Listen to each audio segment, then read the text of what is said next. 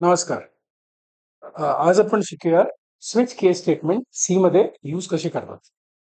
याच्यासाठी मी एक व्हेरिएबल घेतलेलं आहे ए, त्याच्यामुळे आत्ताची व्हॅल्यू 4 आहे आणि मी स्विच केस टाकलेलं आहे.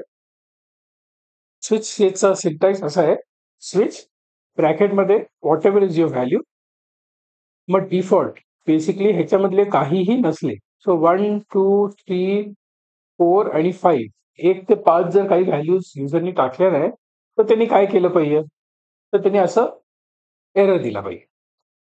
म्हणजे स्विच केस जेव्हा आपले इफ एल्स मधले जर एल्सिफ कंडिशन खूप जास्ती असले तर ते खूप कन्फ्युजिंग होतात वाचायला. म्हणून त्याच्याऐवजी स्विच केस आपण यूज करतो. एव्हरी ऑप्शनच्या नंतर हा जसा एक option, one option is default, त्याच्यानंतर ब्रेक पाहिजे. नेक्स्ट ऑप्शनच्या नंतर ब्रेक पाहिजे, कारण जर तुम्ही ब्रेक नाही टाकलं बेसिकली हे डायरेक्टली सेकंड ह्याच्यामध्ये जातं. तर हे पण आपण बघूया की हे कसं जातं. जे पण लास्ट ऑप्शन आहे, मग ह्या केस 5 इज लास्ट ऑप्शन, ते त्याच्यामुळे जर तुम्ही ब्रेक नाही टाकलं तरी चालतं. पण ॲज अ गुड प्रॅक्टिस प्रत्येक ऑप्शन मध्ये तुम्ही ब्रेक टाका, म्हणजे तुम्ही विसरणार नाही. ठीक आहे, तर आता आपण 4 टाकूया आणि बघूया काय आन्सर येतो.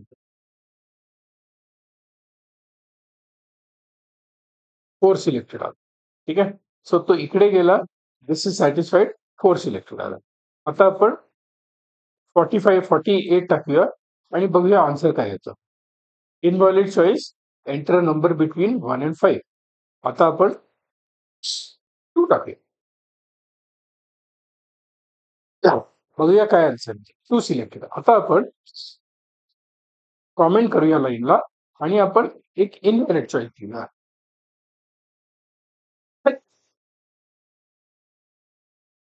आता बघा काय झालं. इनव्हॅलिड चॉईस आलं, ब्रेक नव्हता, सो 1च्या ऑप्शन मध्ये गेला आणि 1 सिलेक्ट पण दाखवलं. जर आपण हे पण काढून टाकलं तर काय होईल, 1 दाखवेल आणि 2 पण दाखवेल. तर लेट्स से मी हे ऑप्शन्स ब्रेक स्टेटमेंट परत टाकतो. आता मी 2 साठी मी ब्रेक काढून टाकतो 2 आणि 3चं, आणि मी इकडे 2 ऑप्शन देतो. बघूया आपण ह्याचं काय आन्सर काय येतं. तर 2 आला, 2 सिलेक्टेड, 3 सिलेक्टेड, 4 सिलेक्टेड. 4च्या नंतर ब्रेक आलेला आहे. ठीक आहे, so this is the way in which statement works. जर आपल्याला पाहिजे तर हे आता मी इंटिजर व्हॅल्यू घेतलेली याच्यामध्ये. If you want any other value also, any other type of value म्हणजे कॅरेक्टर, फ्लोट, ते पण करून हे चालू शकतो. ठीक आहे.